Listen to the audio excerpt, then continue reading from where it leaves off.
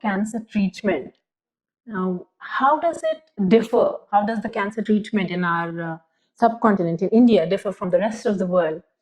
A lot of patients might just, kind of go into the search engines and Google out their symptoms and look at what the Western world is doing. But there's something very interesting to understand that in our part of the world, in our country, there are a lot of differences than what is happening in the West. Now, to begin with, our country is full of diversity. We have people from different ethnic origins. So our molecular biology is different. The molecular biology of the cancer is also different in all this population. So there's a lot of heterogeneity. Then the second thing that is very important to understand is that we don't have standardization of the treatments all across the country because of the limited resources, because people sometimes cannot afford to go out of their own places also. So there is heterogeneity of the treating expertise also.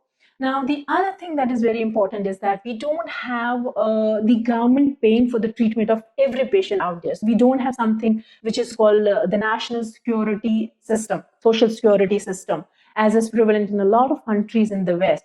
So there, the treating specialist doesn't have to ever think whether the patient would be able to afford this treatment or not, whether I should write this or not, whether I should consider this therapy or modality or not, because there the focus is only treatment.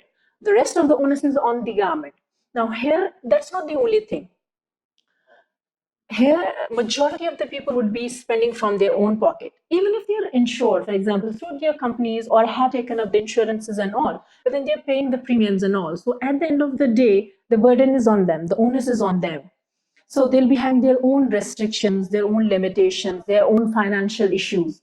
Then the second thing that surfaces is the social issue, the taboo that is linked to the cancers.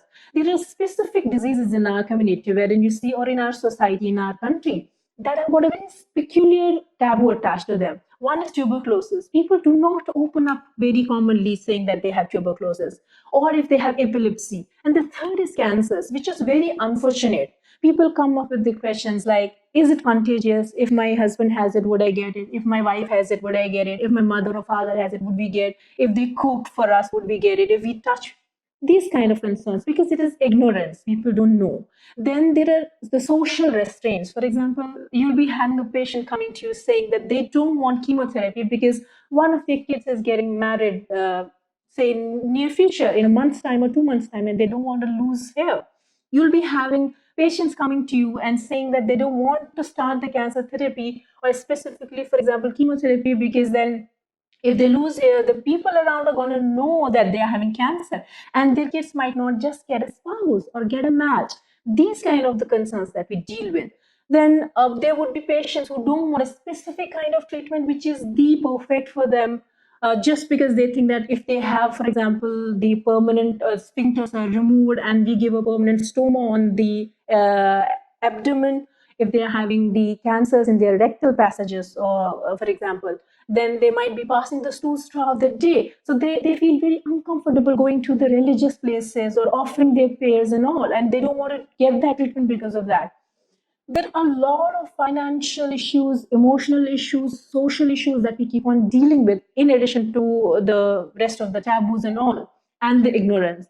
So treatment in our part of the country is not as simple as having your NCCN guidelines, UICC guidelines, or AGCC guidelines, or ESMO guidelines, and just going through them, looking at the age, looking at the stage, and giving the treatment.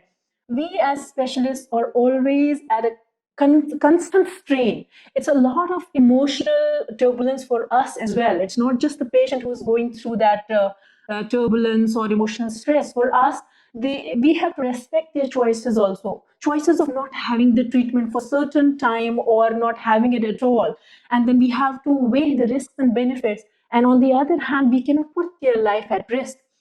So it's an interplay of a lot of emotional and mental stuff going on around. The treatments are not going to be that easy, and the patients here should actually they should realize that the most important thing that we have to learn in our journey of this experience and treating these patients is learning to be compassionate yet emotionally detached. Now, what does that mean? That means that we are empathetic. we feel that pain, we understand and realize what our patients go through.